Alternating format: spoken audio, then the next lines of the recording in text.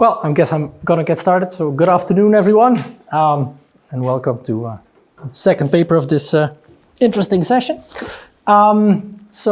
This is co-work with my colleague from EDHEC Business School, Hamid. I remember when I was still doing my PhD, I had this first paper that said the role of accounting quality, blah, blah, blah. And one of the first comments I got was, your title is way too long.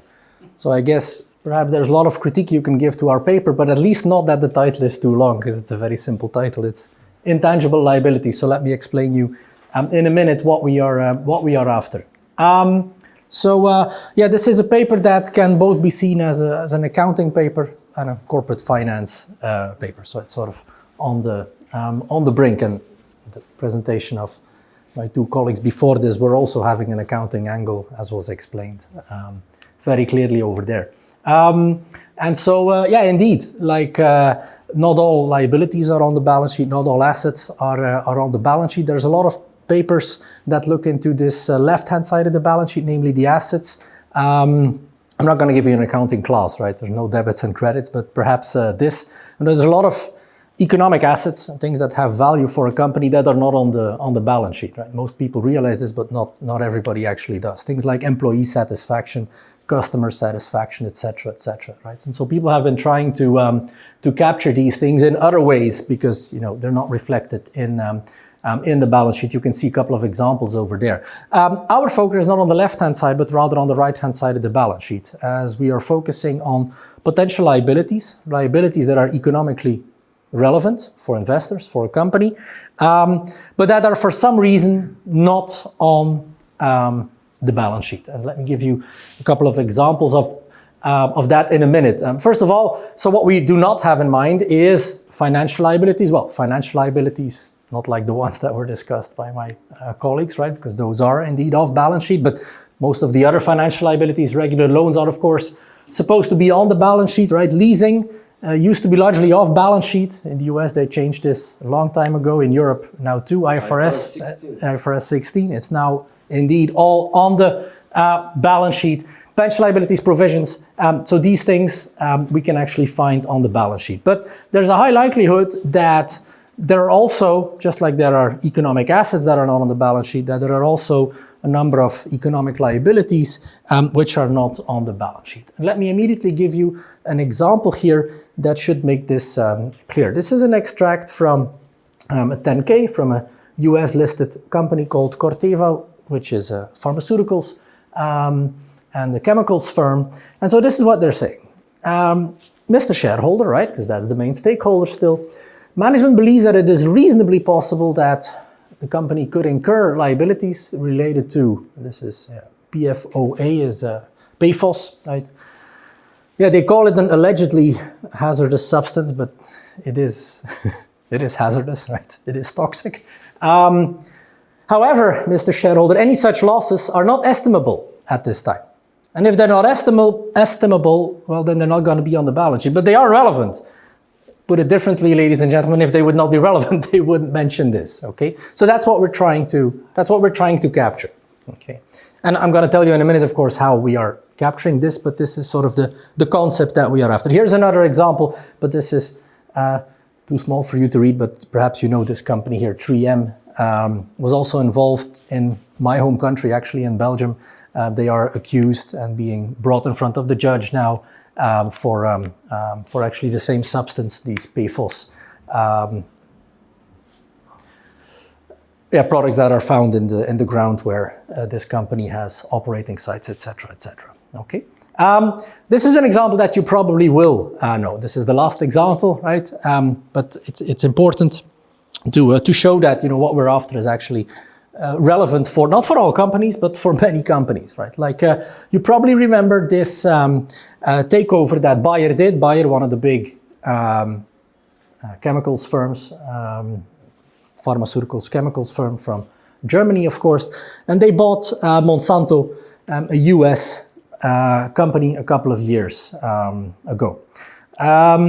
They were very much in the news because of this product here, Roundup, which you're no longer supposed to be using. It's a very powerful weed killer. That's the upside. The downside is it causes cancer, right? just to give you an idea for those that perhaps don't remember the exact numbers, Bayer paid about $65 billion for Monsanto. Currently, the market value of Bayer is below $65 billion. What is important for us is, because you could say, okay, well, this is a big liability, but probably it was on the balance sheet of Monsanto, and if that would be the case, then our story would not be, our study would not be really useful. Well, it was on the balance sheet, but in fact it was not, because here are the numbers. The litigation reserve that was reported by Monsanto was 277 million, which may seem like a big amount, but in fact it's a really, really small amount compared to what Bayer immediately, right, and this is 1 month after it took over, so it's not like the problems with Monsanto started years after the takeover. No, they started immediately after the takeover, and they were already bigger than the amount that was put on Monsanto's balance sheet, and the problems for the German company of Bayer only kept on increasing.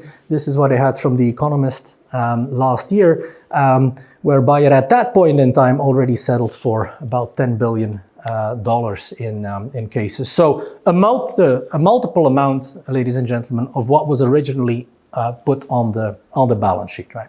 And so what we are trying to do in our paper is we try to come up with another way of estimating, and it's going to be an estimate of these intangible liabilities, right? So there's obviously going to be error in it, but that we're going to show how that.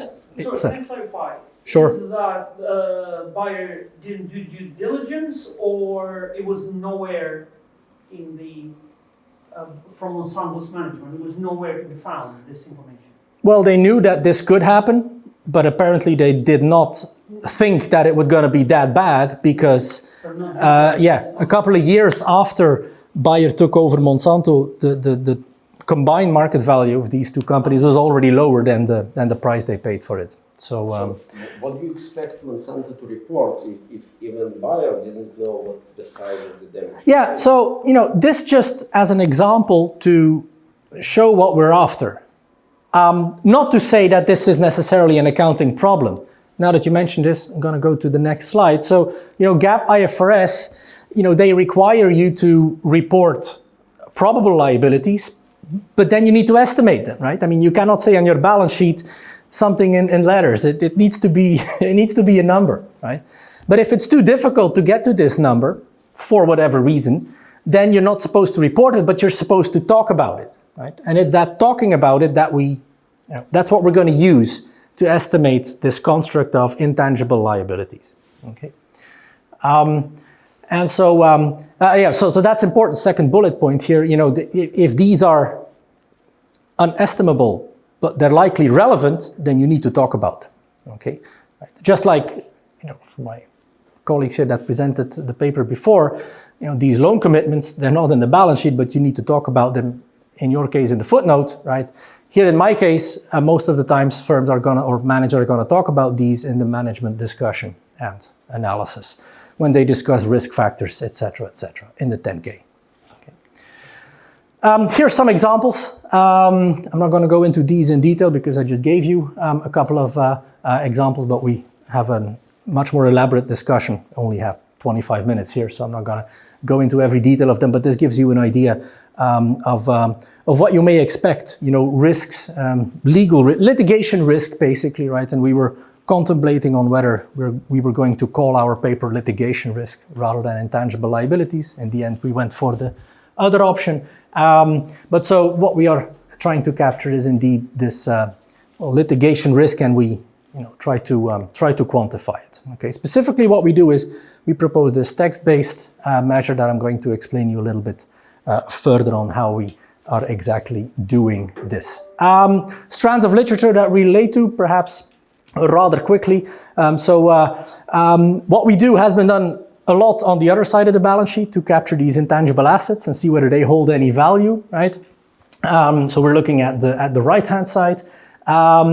And the textual analysis, what we are doing is, this is nothing new actually in finance. This has been done a lot by, this is a nice JF paper here, where they try to capture geographic diversification, other than what you find in the segment reporting, right? So again, the accounting, there's demand for some information. The accounting numbers do not give you what you want, so you're trying to, do something else like textual analysis to find that construct. Financial constraints also, you know these papers, right, or these names at least, Maksimovic, Tony Whitted.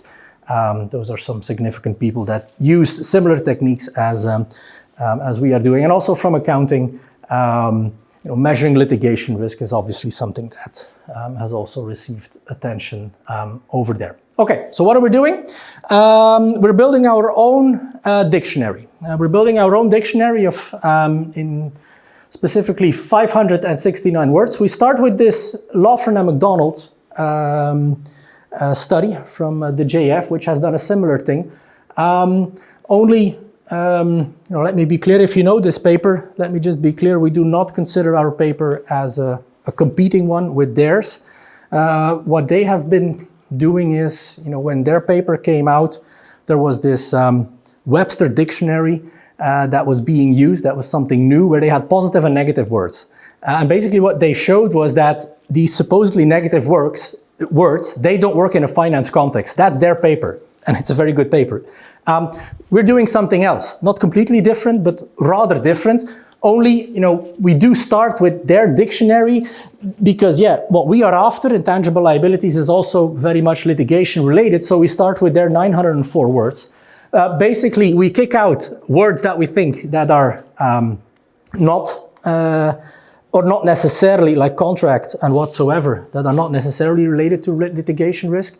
Is this arbitrary? Yes, this is arbitrary. In our paper, you have the list of 569 words, and so probably there will be some that you disagree with, and perhaps we have missed some. But this is what we have done. How have we come up with this 569 words? Hamid and I, we each read about, I think, between 50 and 70 annual reports, at least the risk section, to come up with as many of these words that we think are like I've shown you for Corteva, that may hint at litigation risk and therefore a liability. Okay, and here you see some examples. For the others, I will refer to the paper. To give you an idea, the average 10K contains about 150 to 200 words in total, and of those, there's 39 unique words. Okay, the median is about the same; it's about 36. We have a rather large data set, all of the 10Ks basically for a period of 25 years, and we have about 100,000 of observations, 100,000 of 10Ks for which we do this analysis. Here you see the exact number. Okay, it's a highly empirical paper, so I'm going to use my remaining 10 minutes to talk a little bit about the results. Yes, question, absolutely. You look at 10K reports, but some of the events, they may require an immediate reporting. So if the company reported in the middle of the year that they used some material which is hazardous, then the stock market will react immediately. Yeah. At the end of the year, it will appear again, but the impact will be different. It depends on whether it was or was not reported before. That's a fair comment. That gives us not a content issue, because if it's a big issue, it will appear in the 10K in any event, but it's a timing issue. That we don't have. No, we don't have it. We decided to go for the 10Ks rather than the quarterly reporting to keep it manageable. But identify whether it was reported before. No, we're unable to do that. So we hope that the fact that we look at the entire U.S. stock market and we take a long period of time filters out that issue to some extent, and it's a very fair point. And there's no immediate way for us to get around it, so clear caveat. Thank you for pointing that one out. So the measure you want to focus on in our analysis, ladies and gentlemen, is this measure of IL, intangible liabilities, which is the logarithm of 1 plus the number of unique litigious words that appear in the 10K, if you like. That's why you don't find any, that's why you don't see the 36 or the 39. It's because it's the log here to make the variable normally distributed. We do robustness on whether we use unique words or... Research problem? What is a research problem that you are trying to... To see whether we can measure liabilities that are economically relevant for a company, for shareholders, but not reported on the balance sheet. And we do three things in our analysis. We first show how this measure, I'm going to show you some, not tables, but some graphs, how this measure differs across industries and within an industry, because that's what obviously you would expect, because companies operating in chemicals and tobacco are probably much more prone to litigation risk than a food company like PepsiCo. And bigger companies are more likely to be prone to litigation risk and so on and so on. So that's the first thing we do. We show how our measure sort of behaves, right? The second thing we do is we investigate whether our measure actually predicts actual litigation. And that, I think, is the nicest test we have in our paper. Hamid may disagree. He may prefer the third part, where we actually look at whether our measure is able to predict future returns. Right. So those are the three things that we do, and I'm going to shed you a little bit of light on each of these three. To begin with, how does our measure of IL, right, intangible liabilities, how does it behave? In this case, across industries. So here you see all of the Pharma French 48 industries, and you see the median per industry, right, of frequency, namely the number of litigious words that we find in these 10Ks. Right? And you see that for most industries, there is not that much variation across industries unless you go to sort of these top 10, you could say, which I'll read them, some of them for you: tobacco, utilities, coal, insurance, healthcare, defense, and the pharmaceuticals sector.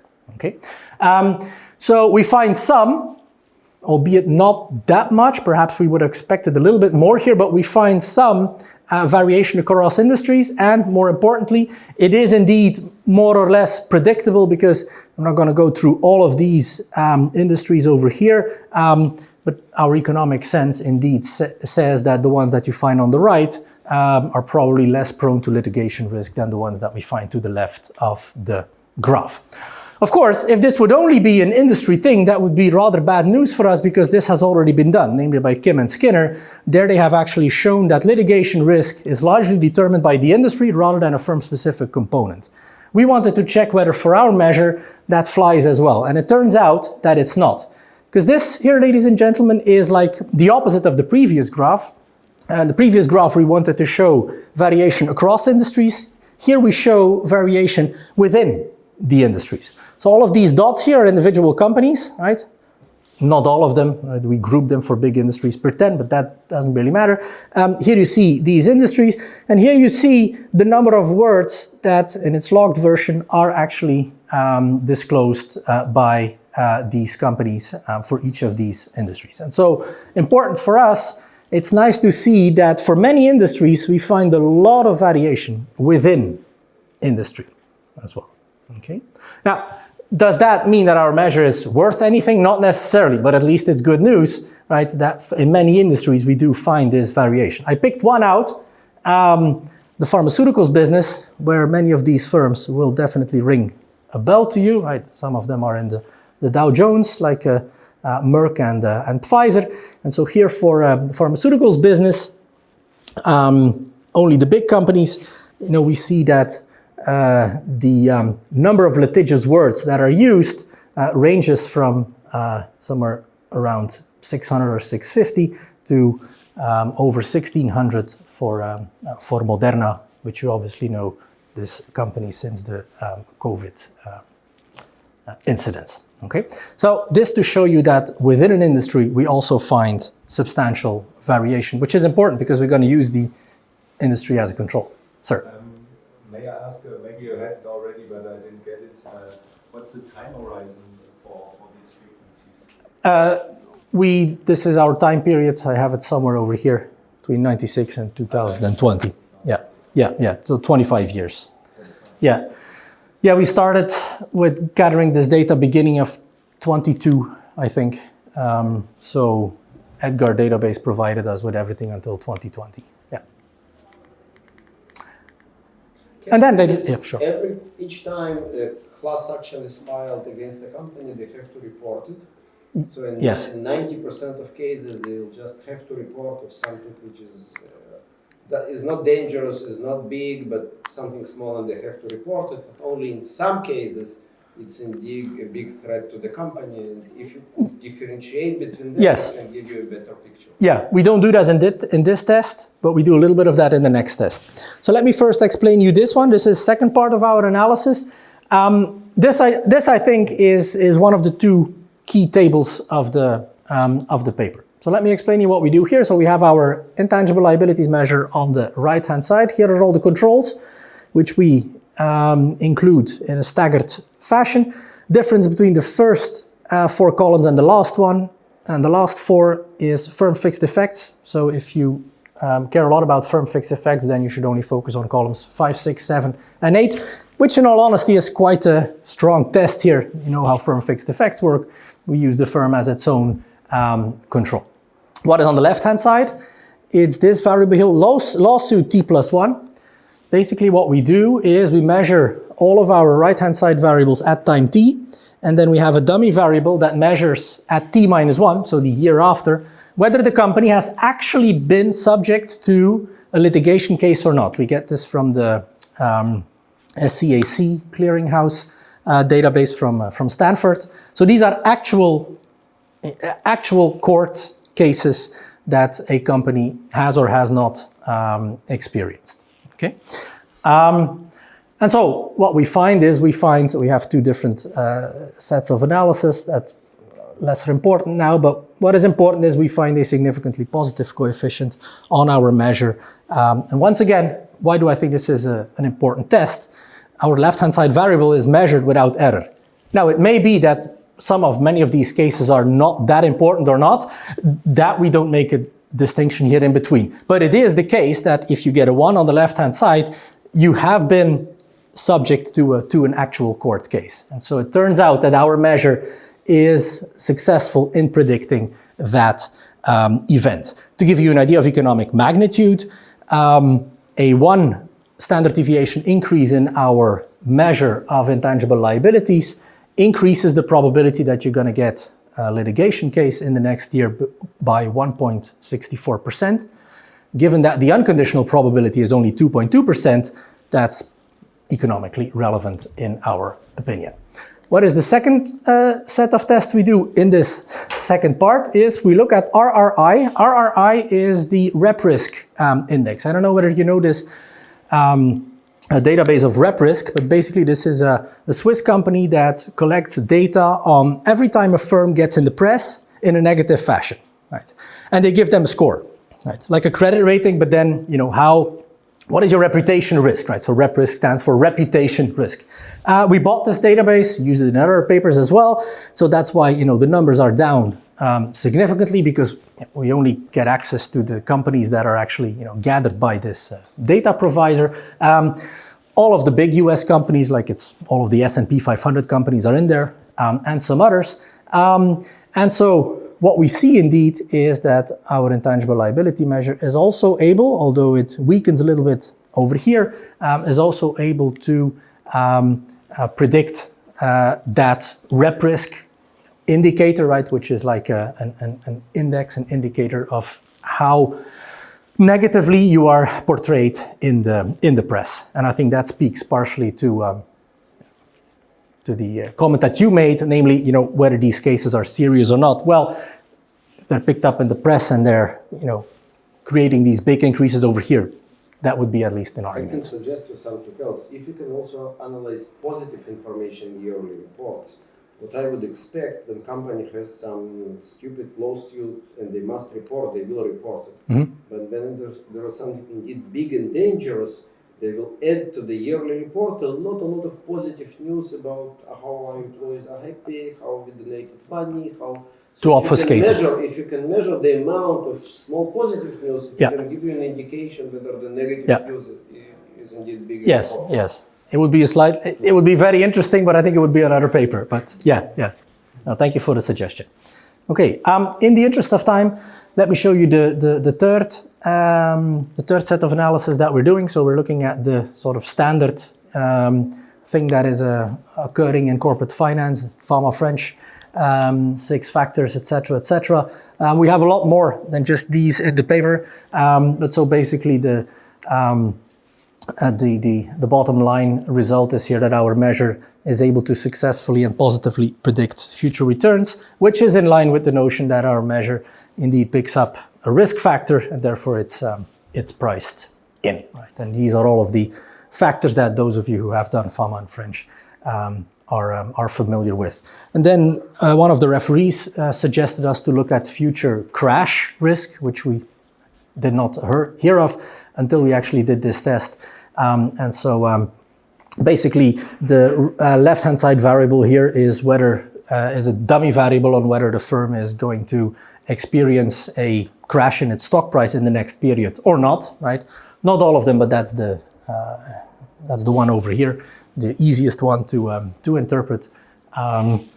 Given whether you have had one in this period or not, and so we again see that our intangible liability measure, measured at time t, is successful in predicting whether the firm is going to have a crash in the next year or not. That's basically it then.